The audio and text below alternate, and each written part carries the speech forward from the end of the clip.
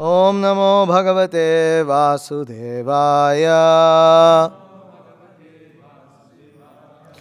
Reading from Srimad Bhagavad Gita as it is, chapter 7, text 24.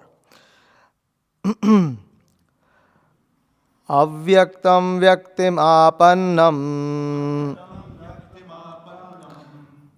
Avyaktam vyaktim apannam.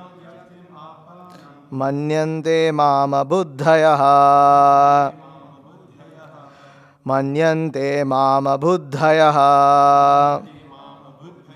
Param bhavamajananto.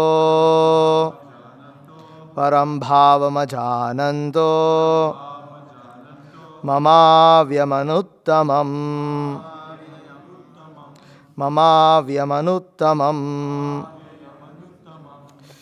Avyaktam vyaktimapannam. Manyante mama buddhayaha. Param bhavamajananto. Mamavyamanuttama. Avyaktam vyaktimapannam. Manyante mama buddhayaha. Param bhavamajananto. Mamavyamanuttama.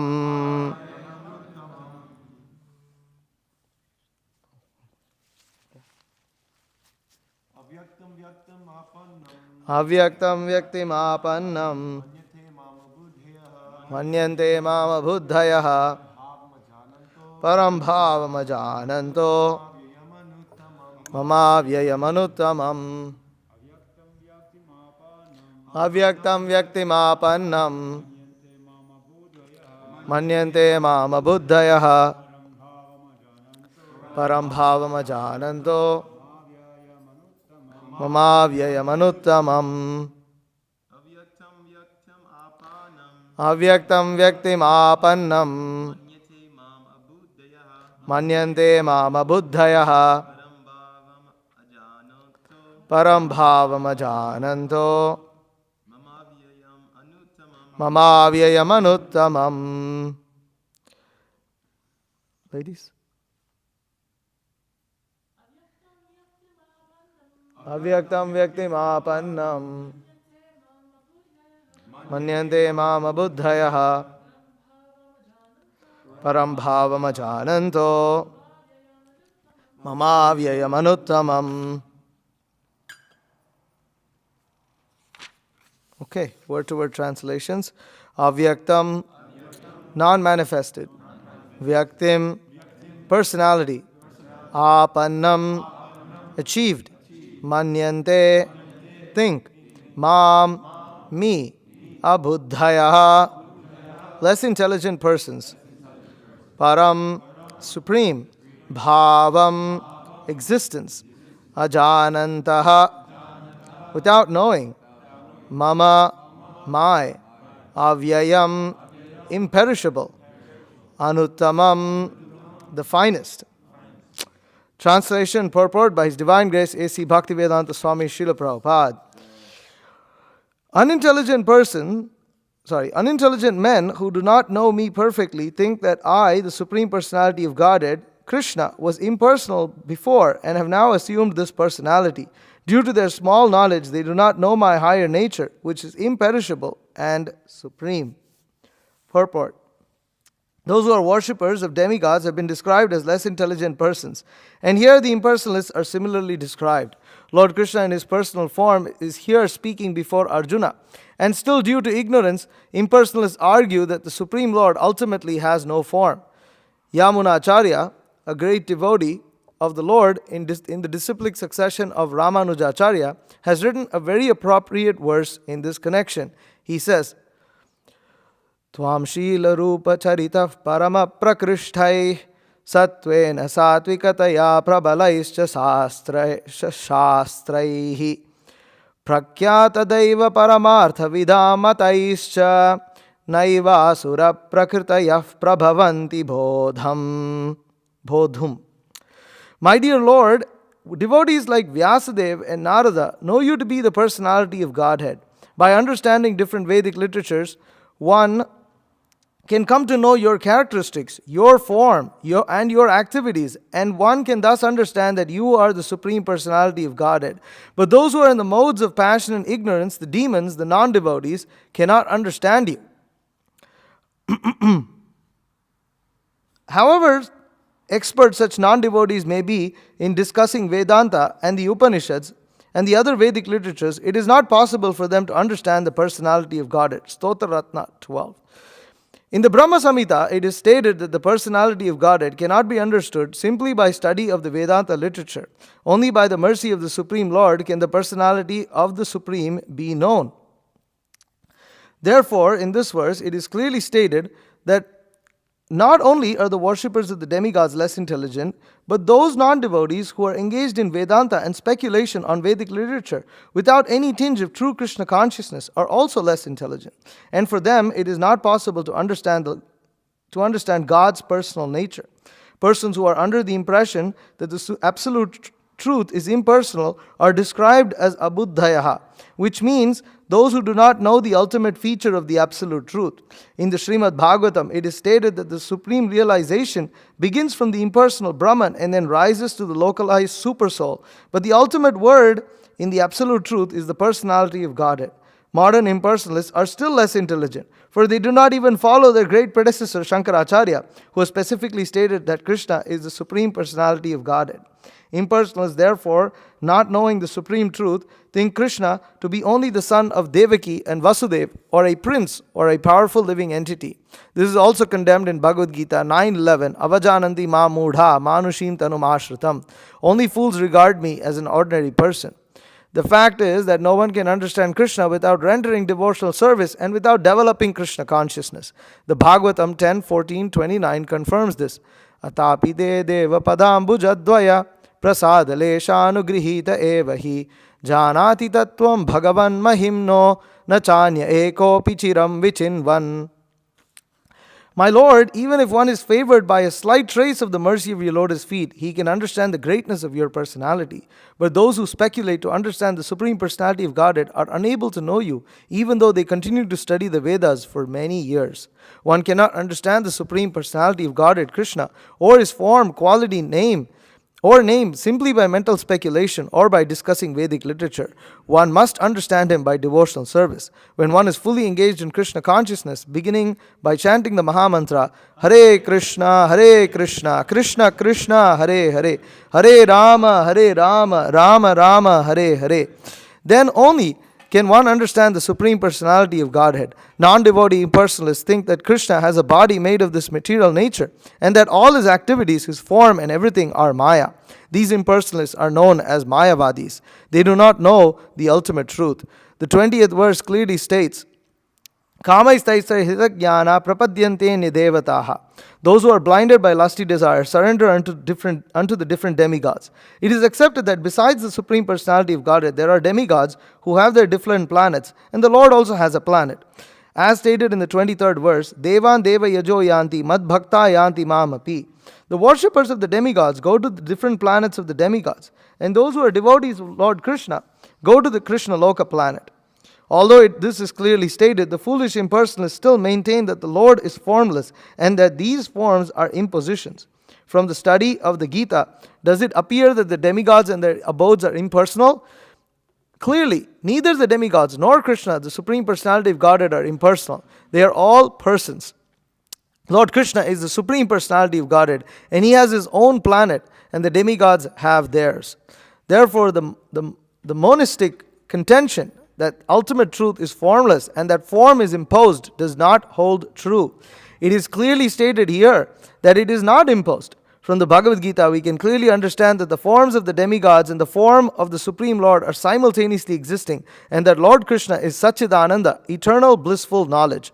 The Vedas also confirm that the supreme absolute truth is Anandamayo Bhyasat, or by nature full of blissful pleasure, and that he is the reservoir of unlimited auspicious qualities. And in the Gita, the Lord says that although he is Aja, unborn, he still appears.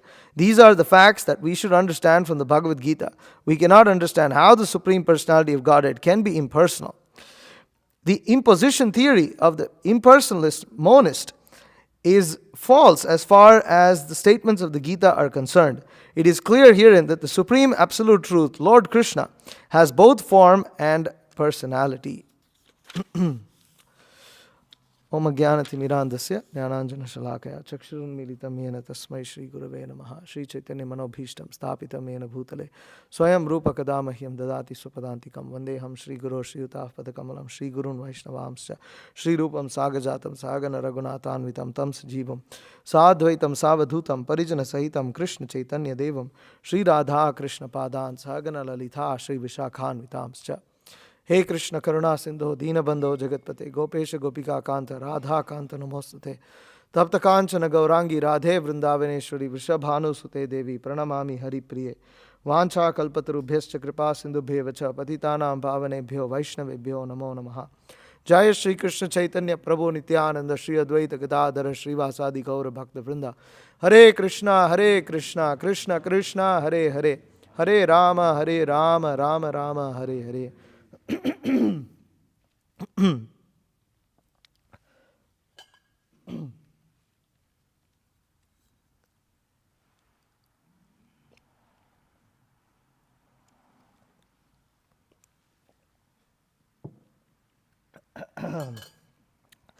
Avyaktam Vyaktimapannam Manyante Mam Abuddhayaha Param Bhavam Ajananto Mamavyayam Anuttamam. Unintelligent men who do not know me perfectly think that I, the Supreme Personality of Godhead Krishna, was impersonal before and have now assumed this personality. Due to their small knowledge, they do not know my higher nature, which is imperishable and supreme. So, in the last couple of classes on Sunday, we've been discussing this chapter, Bhagavad Gita, which is called Knowledge of the Absolute. And this chapter is particularly very interesting because it describes the nature of God, who God is. And before explaining who God is, interestingly, Krishna describes a little bit about faith. And then he says that Krishna explains how one's faith is based upon one's desires. That depending on what desires one has, one's faith develops accordingly. And then, in order to fulfill those desires, a particular living entity places faith in something. Because every living entity is made of faith. That without faith one cannot exist. Now, say it again just because repetition is good in this regard. That without faith, we wouldn't be standing or sitting on this building, because the building can collapse at any time. You don't know who constructed it, and it can collapse. But such a faith is not called blind faith, even though you don't know who the engineer was, you don't know who the builder was, you don't know how the building was maintained, but there is some level of faith that, and this faith is still not called blind faith, although in one sense it kind of ticks all the characteristics of that which is blind faith. Because if you try to analyze too many things in life, you cannot exist. If you have to get on a bus, and you want to know the history of the bus driver before you get on the bus, you're probably not going to succeed in getting on any bus. Because nobody is going to have the patience to describe their whole life history to you to convince you so that you can get on a bus. Yet, that faith is not called blind faith. Although in one sense, it ticks all those marks. It's blind faith because you don't know anything about any. But at the same time, it's understood. Okay, this bus belongs to a certain company or it belongs to the city and they probably vet people. But still, if you deeply analyze it, there were so many things that could go wrong. Yeah, a bus driver is hired by the city, but he could have a bad day and crash that bus. They're not checking that person every single day. They're not checking him for if he's drunk or not or whatever. So there is some level of blind faith. But it's not called blind faith, even though it seems like it's blind faith. So this is Krishna's point, that you have to have faith in order to fulfill any desire you want in life. And then, based upon that faith, one tends to approach different kinds of people, different kinds of living entities in order to fulfill that desire. And then you have your role models. Everybody has their role models. And these role models are also based upon one's desires. Depending on what you want to be or what you like, you have your role model. And if you take that a little further and a little subtle, then you have different entities who are in control of different things. You have personalities who are, just like in this world, you have personalities who are in government positions, who are in control of certain things. And they have a level of jurisdiction and a level of freedom. And if they agree to something, they can make something happen in their particular field. And so people tend to worship these kind of people. They tend to glorify these kind of people because they are exhibiting a level of opulence. Take that further, one who is a theist will understand that this world didn't come by chance. It didn't come by chance. How can this orderly existence suddenly come about just because of a Big Bang? Does not make any sense. Okay, so if things didn't come by chance, then there are so many things that are greater than me, under whose control I am. For instance, when we are the control of Mother Nature. Because when there are natural disasters, it can seem quite amazing. We were just driving this 1-ton pickup truck through the Midwest, and the first day, we got caught in a dust storm. And so we are parked at this gas station. So we just filled up, and we parked, and this heavy gusts of wind, along with a lot of dust that seems to blind everything. And these gusts of wind were so strong that they were shaking this 1-ton truck. And everything around it was shaking. But it was like amazing because this is a 1-ton truck. It's a big, heavy truck. And these gusts of winds were able to shake that. Of course, it wasn't a tornado, it wasn't a hurricane, but all the cars were slowing down, because the gusts of winds were pretty strong. And so it was quite amazing, and I was like, wow, how powerful is Mother Nature? And you actually see that power. It's something formidable, and no amount of technology, no amount of material advancement can match that power of nature. It's impossible. There's scientists have thought of proposing that they could probably explode a bomb inside a tornado to try to dissipate it. But they haven't been successful because, one, they can't even get close to the tornado. So they can't experiment blowing up a tornado because they get blown up before they come near the tornado. But there's all kinds of theories. But the point is that when you see these kind of forces of nature, you understand that there are things that are actually beyond us. Now, and those people who recognize these kind of higher powers tend to worship them in the form of different entities who are in control of different things, such as air, water, fire, earth, etc. And there are controllers of these things. And historically, in many civilizations, people have worshipped these kind of controllers. And the Vedas explain that, or specifically here, the Bhagavad Gita explains that Krishna says in the previous verse, men of small intelligence worship the demigods, and their fruits are limited and temporary.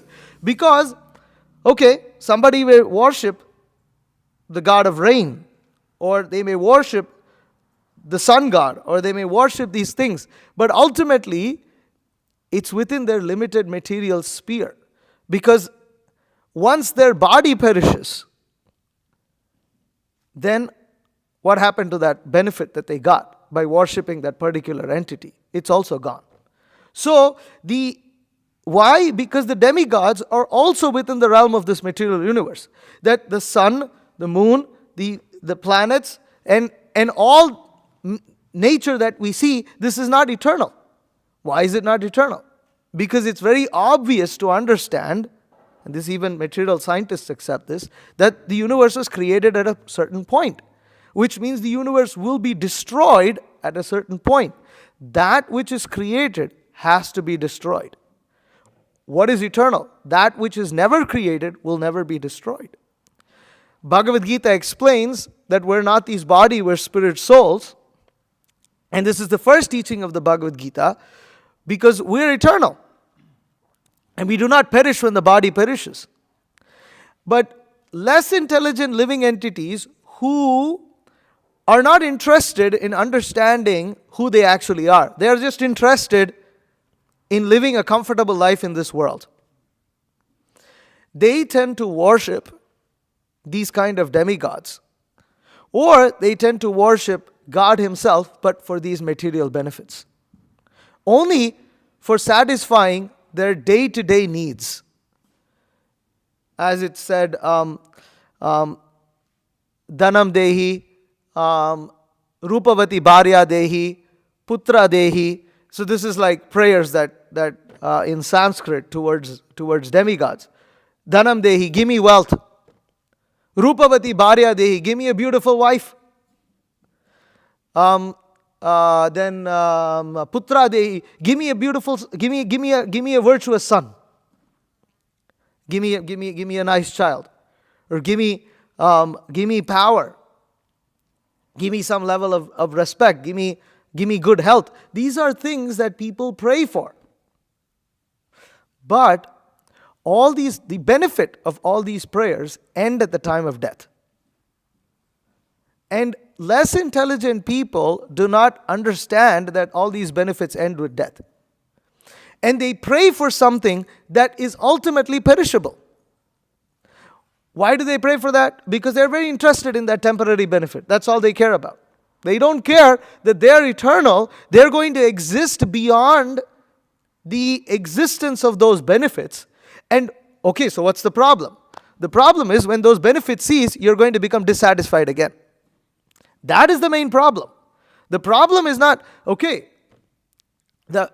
just like someone who's intelligent, or generally sane people, are expected to have some kind of residence.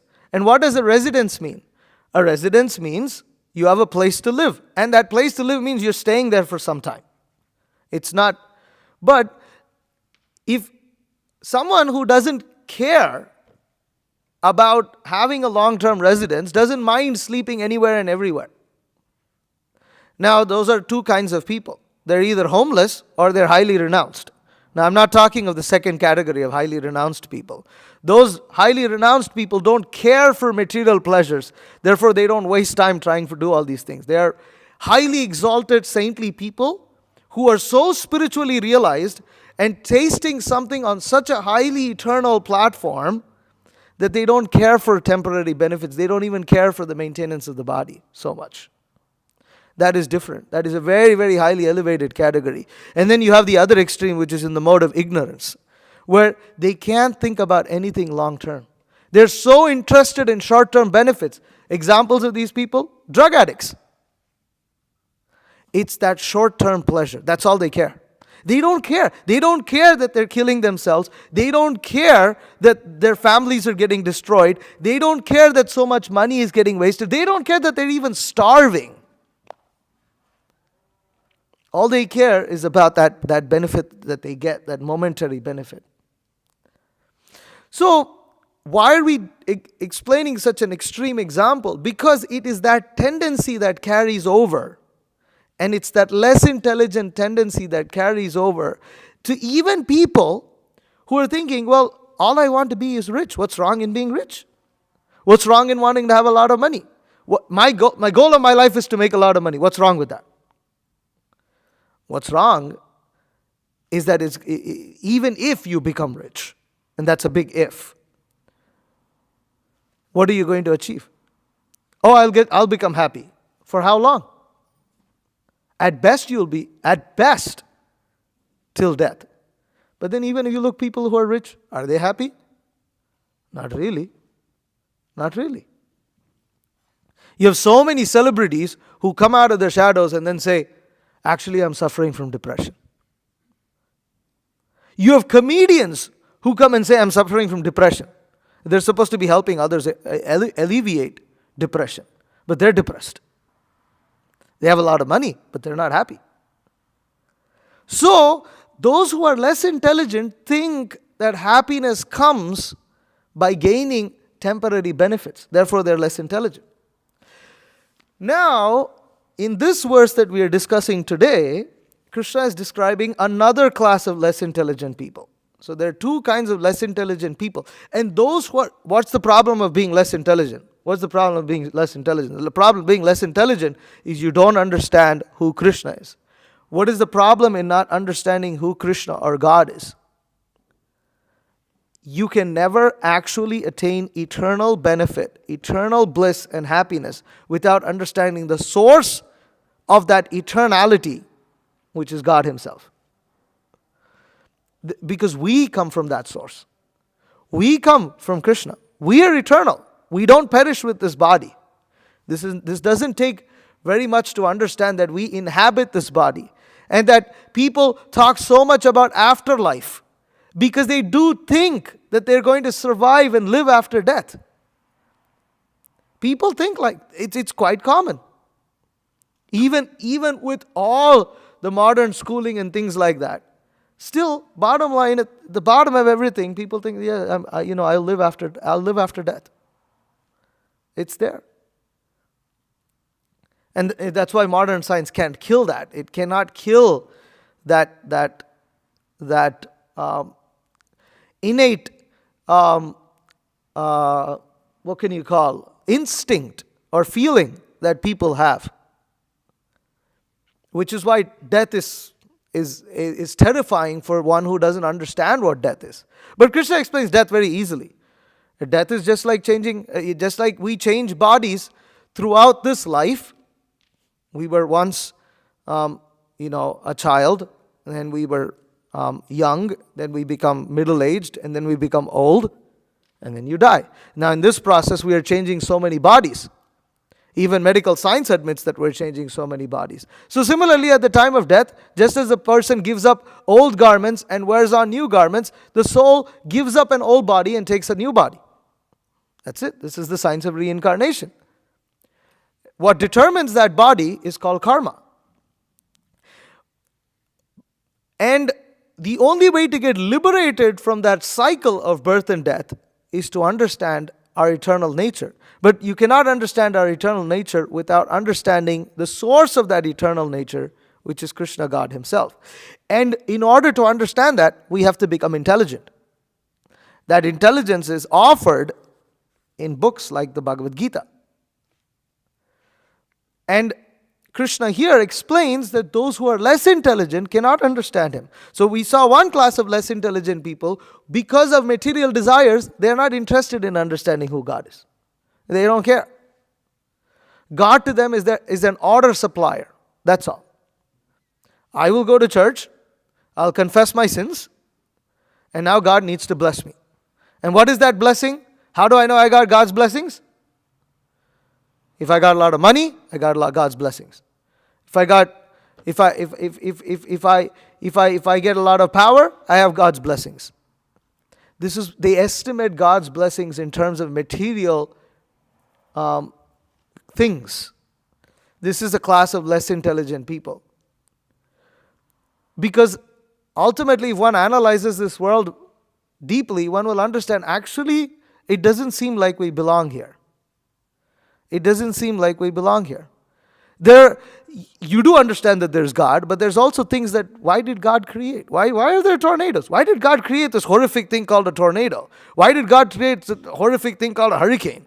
And these earthquakes, and these kind of things. Why did God create them? Because there's a reason. And the reason is, we as eternal spirit souls are not meant to live in the realm of that which is temporary. And because that which is created will be destroyed, when that destruction comes, it's never nice.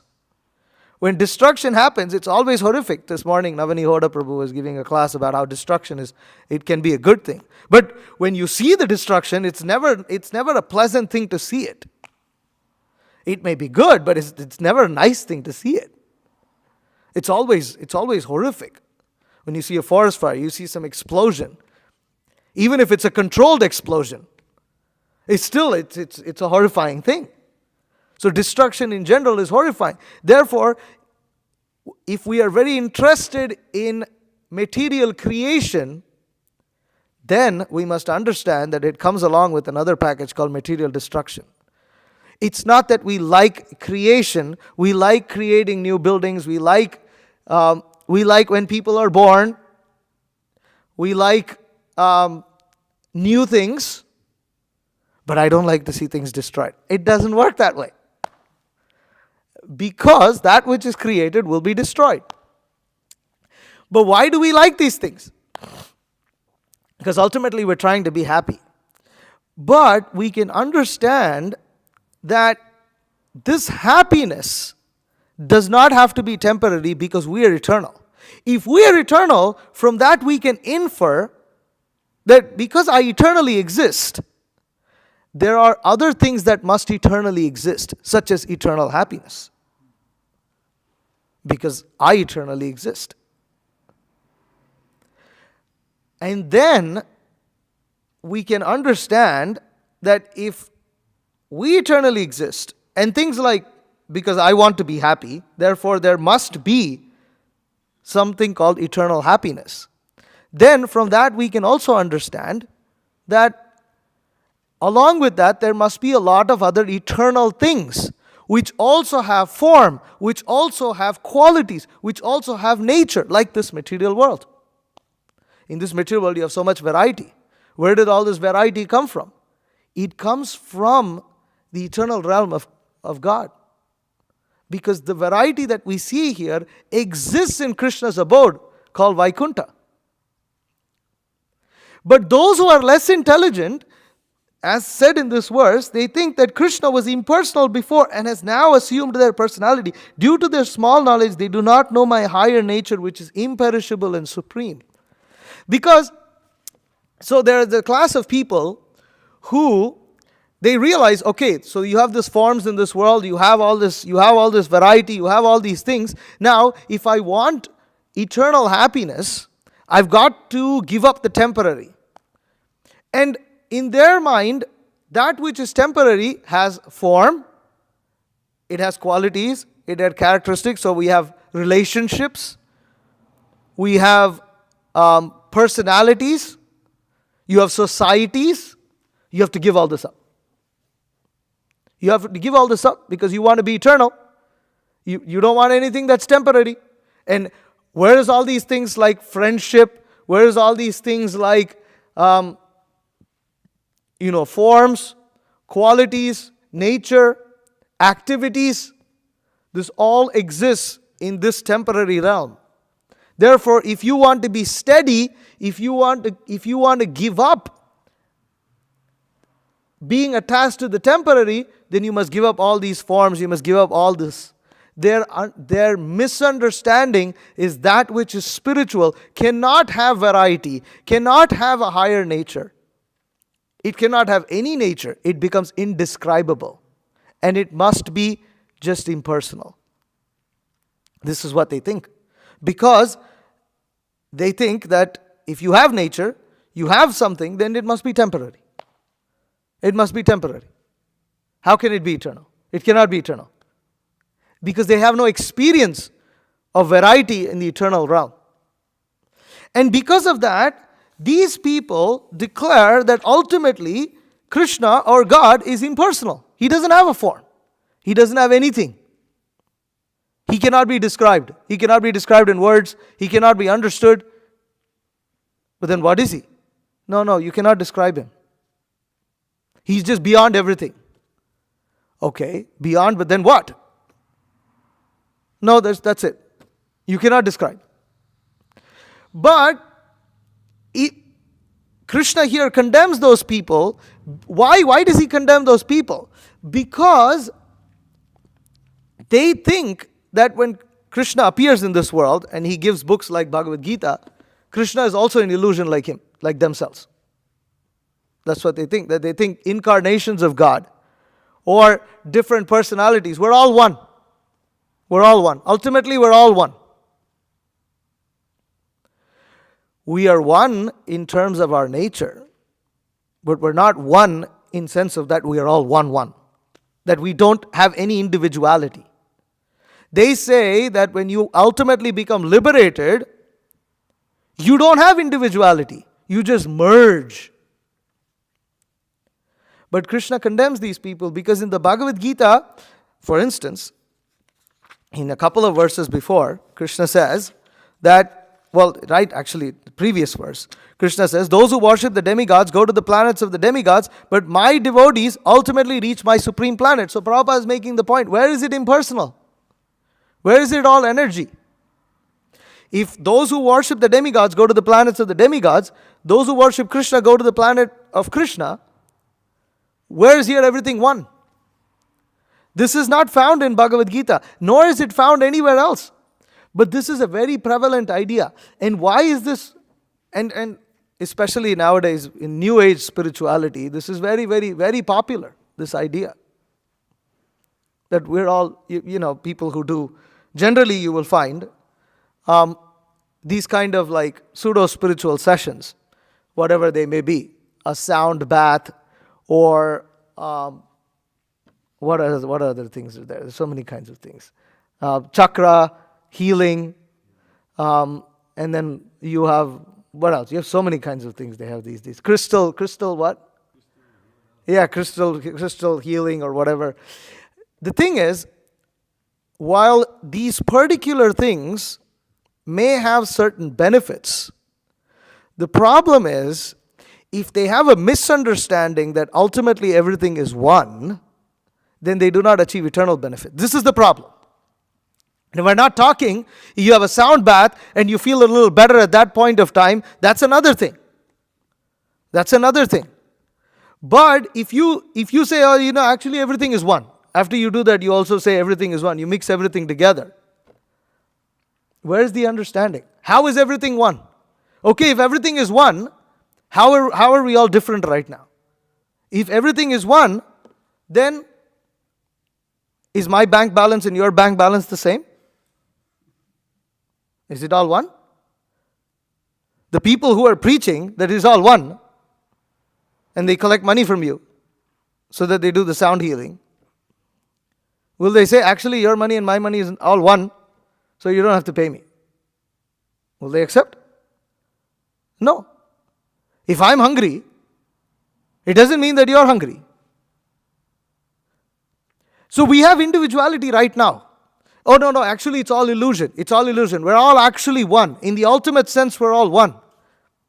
How is this individuality existing? Oh, it's all illusion. Where did this illusion come from? Where did this illusion come from? Satan? Such a concept doesn't exist this concept of Satan doesn't exist in the Vedas. Because ultimately, if God is powerful, then He's more powerful than Satan also. So who is this shaitan who somehow, for whatever reason, God keeps him alive, so that somehow or the other he happens to send more souls to hell than those who get to go to heaven? What kind of God is this? Why is this old dude doing that? What is the point? Does not make any sense.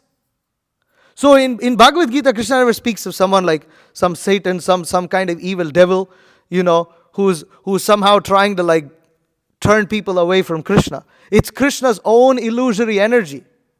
Krishna's own illusory energy called Maya. And this Maya is under Krishna's control. So, if individuality exists because of Maya illusion, where did this Maya come from? Oh, it came from God. But then, aren't we God? According to this oneness theory, aren't we God? We're all one. God's one. Everything is one. So if we're God, and illusion is my manifestation, then I should be able to turn off illusion. Like, if I'm the owner of this house and I want to turn a switch off, I can turn the switch off. What's the problem? I turn the light off. I'm the owner of the house, I can turn the light off. Now if you go into a government office, You go to the DDS, you go to the Georgia driver's license, and you want to turn the lights off. You can't turn the lights off there. You turn the lights off, they'll call the cops. Because you don't own that place. So if Maya illusion comes from me, then I should be able to turn off this illusion like this. Because I'm God. We're all God, right? We're all one. God is one. God is energy. God is love. All these kind of crazy ideas. God is not love. Love comes from God. Just like you say, He loves me. Doesn't mean that He is love. She loves me. It doesn't mean that she is love. Love is an energy that comes from that person. Then you have anger, it's another kind of energy. You have frustration, which is another kind of energy. And love is one kind of energy. That's all. But the point is, energy comes from personalities. We cannot say that everything is energy. Universe is energy. But energy doesn't exist it just doesn't exist in void. Energy comes from personalities. We see that in this world. Why do we think that energy can exist without a person? So this material nature, we call it nature. It's nature of someone. Nature doesn't just exist. The nature belongs to a thing or an object. And you can analyze that nature. But ultimately, nature just won't exist like anger just won't exist in this room. It's not that, anger is floating around like some cloud. It has to come from someone. If there's a bunch of angry people in this room and you walk, you will feel that anger. And you could feel it in the air. But if there's nobody in this room, there's no anger. So there has to be a personality. There's difference between, again, not to get too much into paranormal subjects, but difference between a house and a haunted house. When you enter a haunted house, you feel something. But that feeling comes from a spirit. If that spirit wasn't there, this is just an empty house. And there's nothing, it's just an empty building. It has nothing in it. It won't feel creepy. It's just an empty place. So, that's why these people are called less intelligent. They're less intelligent because they can't understand this basic thing. If we're all one, how did we become different? There is no answer to this. And what these people do is they study, because they're in their mind they're convinced. We're all one. And then they read Bhagavad Gita and they try to twist meanings out of this. And they try to go reading the Vedic scriptures or the Vedas and they speculate on the Vedanta and they sit there speculating. And because of this, they're less intelligent because they can't. It's a very, very simple thing that Krishna has a form. God has a form. And that form is sacred and wonderful. That form is attractive, it's all beautiful. Okay, you're not encouraged to worship imaginary forms, but there is an authorized form that is described in the books. Just like we have a form, God must have a form. Imaginary forms are condemned, no doubt about that. But an imagination does not negate reality. Just because someone thinks, that a donkey has fangs, doesn't mean that the donkey doesn't exist. There is a thing called a donkey. And there's a thing called fangs. The fangs belongs to another creature like a snake. And the donkey also exists. So similarly, just because there are people in this world who have invented imaginary forms of God doesn't mean that there can't be a genuine form of God. There can't be a real form of God. And how to understand what is a real form and what is an imaginary form, that's what knowledge is about. This is what knowledge is about. Someone down the street can call himself the president, but he might be the president of his bedroom, not the president of the United States. It doesn't mean that because he's the president of a bedroom, doesn't mean that the president of the United States doesn't exist. If we have forms, God has a form. This is the point. And yes, sometimes in some traditions, it has been that, there's emphasis on not worshipping forms because people have imaginary forms.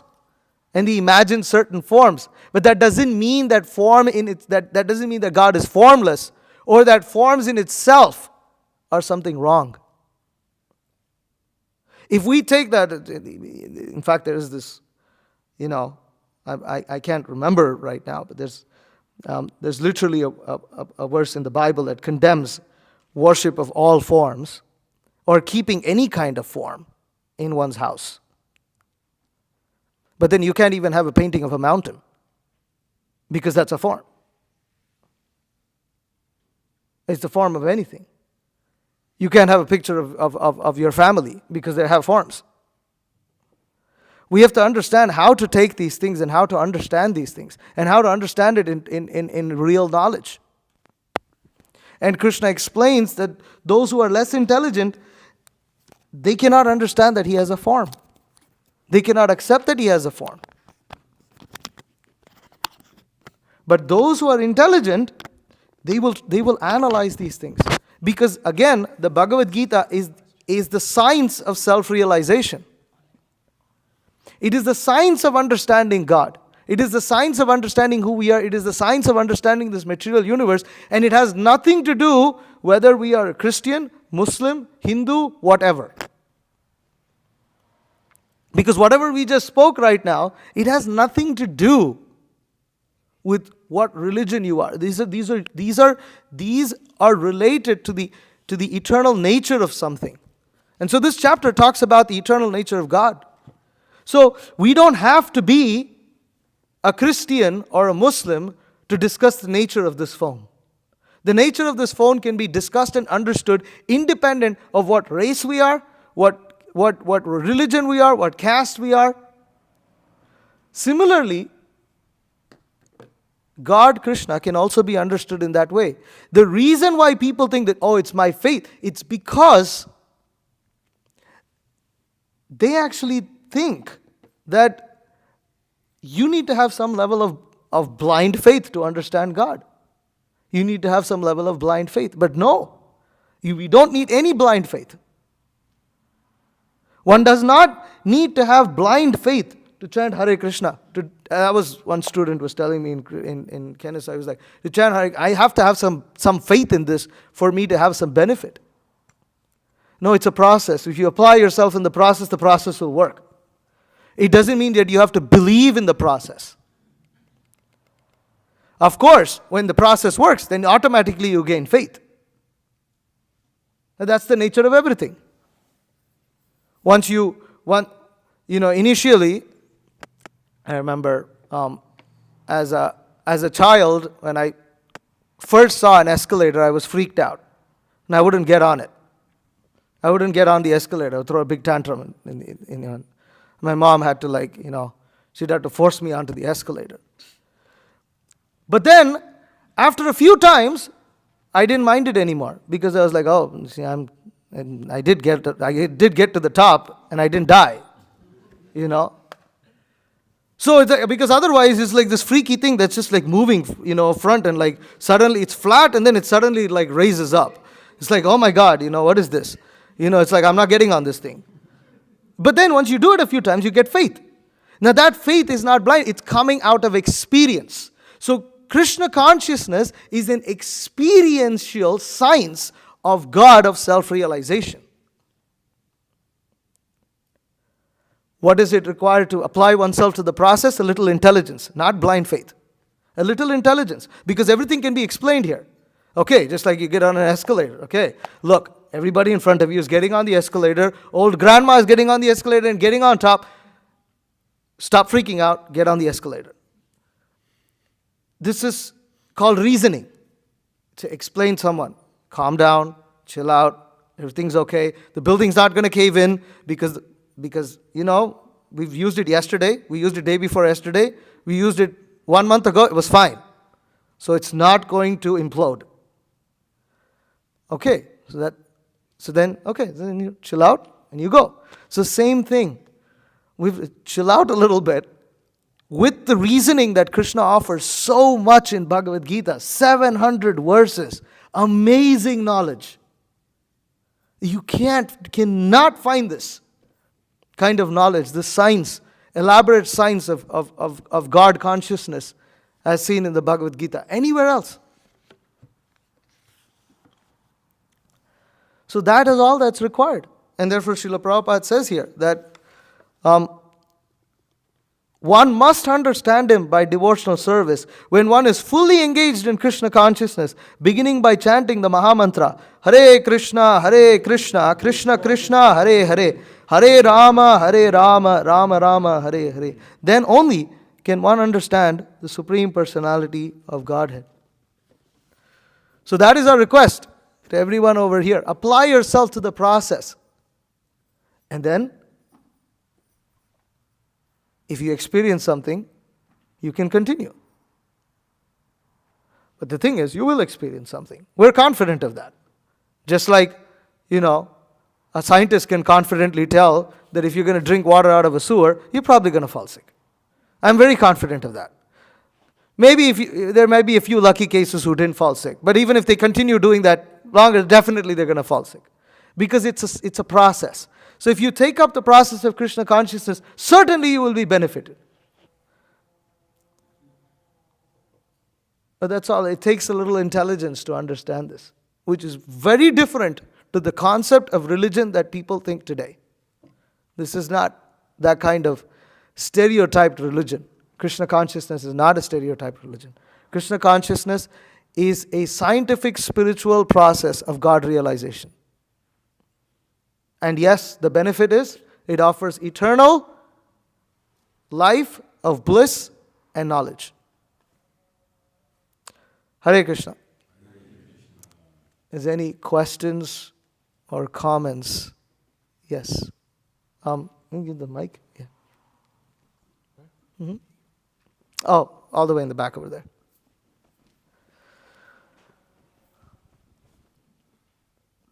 Hare Krishna. Hare Krishna.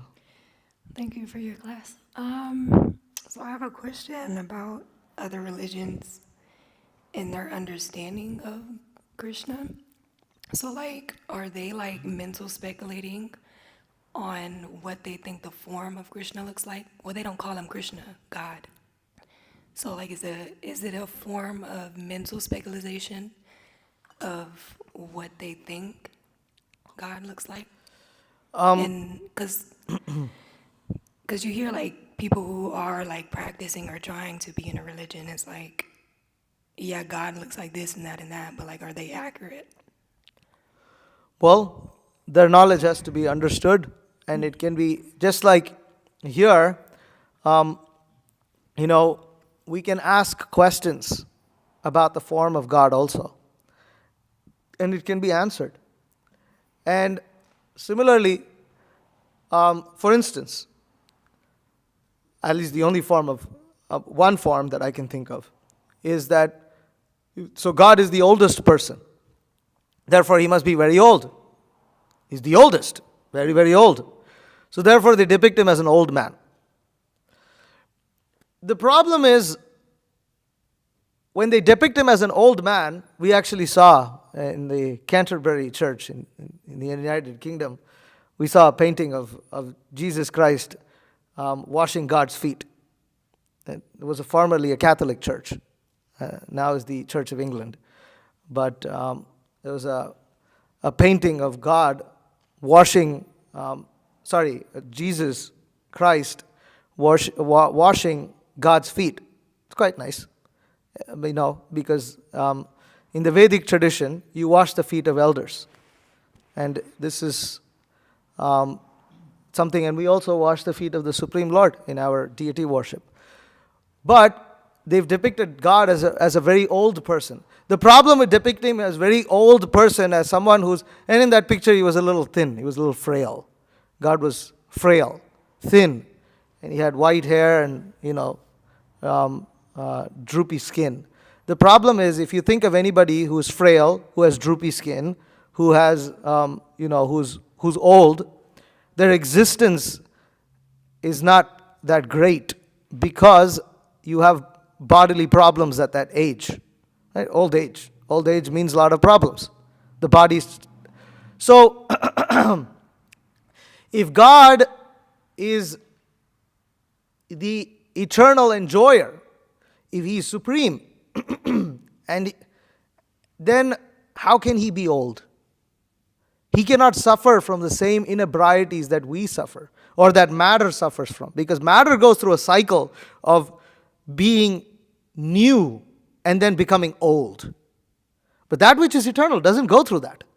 We, our spirit souls, never attains old age. So, in that sense, you can understand, okay, that form of God is not accurate, because it doesn't match with the other qualities and characteristics of God. So that's how you understand.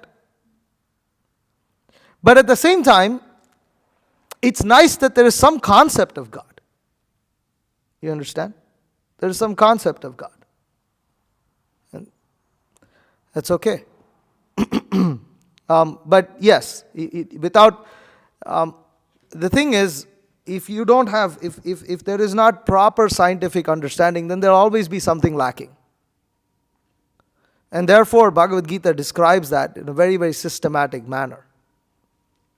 So while the idea that God is old is correct, it doesn't mean that God's an old man. God is old. He's the oldest. But He is not an old man.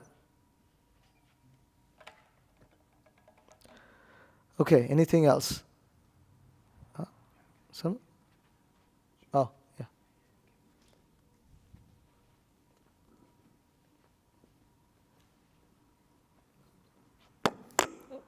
Hare Krishna. Hare Krishna. Okay, well, the question I have sounds a bit silly since we're talking about like the image of God, but is there like a reason why they make Krishna like sort of blue in all of the imagery of him? Is there like a special meaning behind that? So, Krishna is said to be, he has a form that is blackish blue. Okay. And this is described in the Vedas. He's described as Shama Sundara. Means that Shama means black. Okay. And Sundara means beautiful. And this is also another amazing thing, because in the case of Krishna, black is beautiful. And it's actually very beautiful. It's extremely beautiful. So, that is described in the Vedic text. Krishna describes himself. And there's so many descriptions of who he is, what he is, and how beautiful he is. And when one reads these Vedic texts, and then the deity of Krishna is carved according to those descriptions, and you have darshan of those deities are extremely beautiful, they're extremely attractive, and one can experience this. We've had experience going to different temples, and you see the form of Krishna. It's like, wow, he's so beautiful. He's so beautiful. And so, now again, Krishna has many incarnations, and so in those different forms, he's all beautiful also. You can look at all these different paintings. It's just wonderful of how beautiful he is. And nothing matches Krishna's beauty. And so, yeah. Okay, thank you. Hare Krishna. Hare Krishna. I have a couple of questions. How I like to get. First one is, what would you say our original purpose or reasoning for living in a material realm? Is it to learn, like to help to rewrite wrongs? And if so, where did those wrongs come from, since our reincarnation comes from karma? Good question. That, yes, you are correct. It is to correct some wrongs. It's specifically one wrong, which is the mentality to enjoy separately from God. In this world, you can seek God and you can find Him. But if you don't want to find Him, you will never find Him. And this is why, in one sense, you have to seek in this world. You have to seek Krishna, and then Krishna reveals himself gradually through a process, and you reveal. Why is he hidden? Because in this world, if you want to live in the illusion that God doesn't exist, yes, you can be fully convinced like that. And there are many people who are convinced like that. And that opportunity and facilities there, although it actually in one sense flies in the face in one sense, because how can you think that God doesn't exist? How can you think there is no supreme person? But, you can get so entangled and enamored in all this, in the studies of material science, that you can forget the source of everything. And that we see in this world. So this world is designed for living entities who do not want to enjoy with God, but want to enjoy separately. In one sense, like God, then you can try to live like God here. Everybody's trying to play God in one sense. So that kind of leads me into another question. So when you were talking about like the Just one thing. So how can that wrong be corrected? By the process of Krishna consciousness. That's how we correct that. It's called a diseased mentality. So we have to correct that diseased mentality. And then for a person who becomes Krishna conscious, this material world, it's no longer like the material world. He sees Krishna everywhere. And he associates with devotees. For him, there is no difference between living in the material world and living in the spiritual world. That makes sense. In the next question, you were talking about how the illusionary energy comes from Krishna. I just wanted to know more about like the benefit. Well, like what is the benefit of individuality in the unmaterial world? Like since In the non-material in world? the non-material world, yes. And, Love. okay. To have relationships, to have relationships between us and God, and to be able to experience variety, you need individuality. If everything is one, there is no variety. And yes, from variety springs different kinds of happiness. But when they are all related to Krishna, then they are spiritual and eternal. And that is the process of Krishna consciousness, that there's a book called the Krishna book. And if you don't have it, please get that book, Krishna book. There you can understand Krishna's pastimes, you can understand his abode, you can understand that he also lives in a society. And what is that society? That we can see. And actually all this concept of society, friendship, relationships, parents, children, the lover and the beloved, and all kinds of relationships that we have, they all exist because they are shadows of the eternal variety in the spiritual world. And we're meant to enjoy with Krishna in that eternal variety. And not separate from him. But right now we are trying to enjoy that variety separately from him. So you have this world where you try to enjoy. Right. But you can't. Okay. Last question. It's kind of like a two-part to that last question. How does Krishna benefit from his illusionary energy? Like, is it because you said that this world is for those people who want to live separately from him, and then because... So how is he benefited by that? Mm-hmm. So he also enjoys. Mm-hmm. Because if I have to go a little deeper in this, because that's a good question. Krishna enjoys this material universe in the form of yoga nidra, which is called a dreamlike state. Mm-hmm. So it is only in Krishna's dream. Just like we can dream about things that actually have no basis in reality in this world. Now we can dream whatever.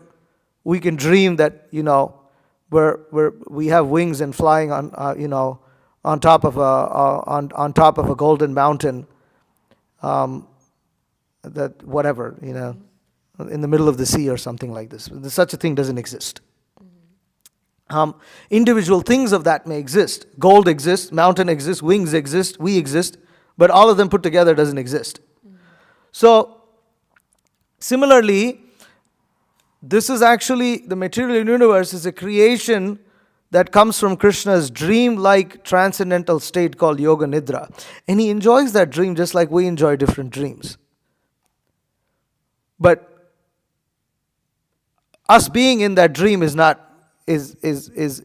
problem. Because reality for Krishna is that we're all his parts and parcels. And we're meant to enjoy with him. We're meant to serve him. We're meant to enjoy with him. And in that transcendental relationship. But in a dream-like state, other possibilities exist. But Krishna's dream is real. Because we exist here in this material world, But that's because God's dream is absolute, not like our dream. God's dream is also an amazing thing. And God can dream because he's a person. He's not some big vague energy. We dream because God dreams. Very interesting. Thank you. Yeah. Anything else? Any other questions? Ramdas Abhiram.